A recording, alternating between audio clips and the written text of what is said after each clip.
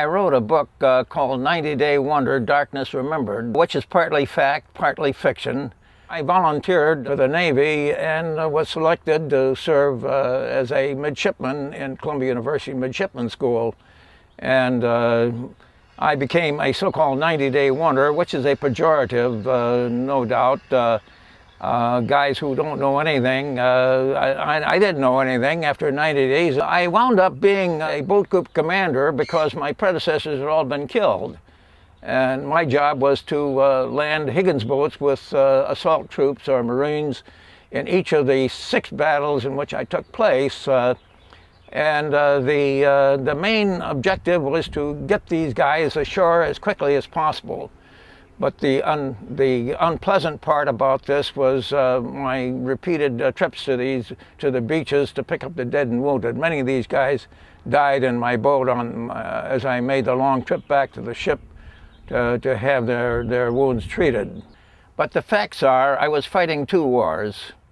As boat group commander, I was fighting the Japanese, and also as a subordinate to the commanding officer, I was fighting him.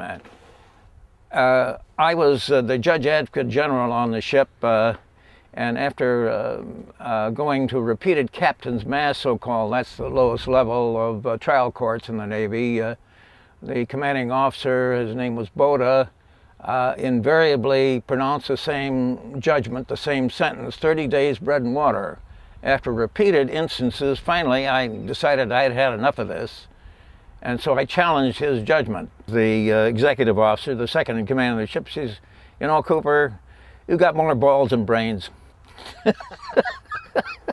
My relationships with the commanding officer had obviously soured over the time, and he was bound and determined to get even with me to the extent of trying to arrange for me to be killed in a so-called suicide mission.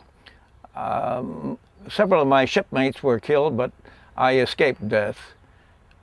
I made the silly mistake of reporting his psychopathic behavior to the Navy High Command in Pearl Harbor.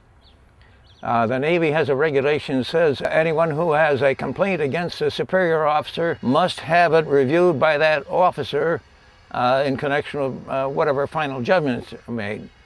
And of course, I had the unfortunate experience being assigned to Boda in his new ship. And he said, as he greeted me, "It's a small war, eh, Cooper?" I keep getting back to Tarawa for obvious reasons. It was my first battle experience, which scarred me psychologically for a good part of my life, which gave rise to my decision to write this book, 90-Day Wonder, Darkness Remembered. My wife, who was smarter than I by far, she's passed away now, but she knew that I urgently needed therapy, so without my knowledge or approval, she arranged for a trip that she and I subsequently took in something called the Islands of Valor. So we got down to the Solomon Islands, Guadalcanal, where I had been as a young man, and we got aboard the cruise ship, and she said, "Okay, start." And I said, "Start what?"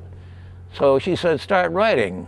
And that was my therapy. I began to write a 90-day wonder at that point, because everything that had happened to me suddenly swam up to my memory, and I recalled vividly things that had happened years ago as a young man. A highly regarded Hollywood biographer and historian said, "This is a great story about a member of the greatest generation."